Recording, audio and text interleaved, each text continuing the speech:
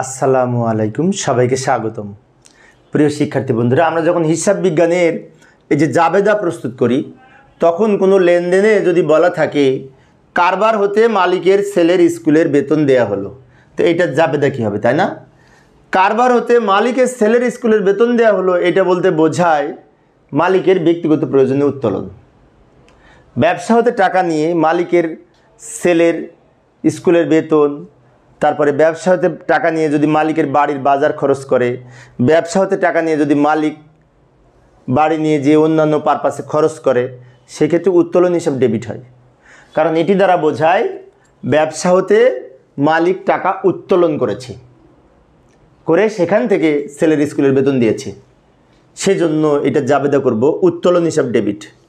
এখানে বেতন পরিশোধ করেছে, বেতন ডেবিট করা যাবে না, কারণ এটি ব্যবসার বেতন না, এটা মালিক নিজের ব্যক্তিগত প্রয়োজনে নিয়ে ছেলের স্কুলের বেতন দিয়েছে। এই বেতনের সাথে ব্যবসার সম্পর্ক নাই, ব্যবসার সাথে সম্পর্ক মালিক নিয়েছে, তাই উত্তোলন হিসাব ডেবিট।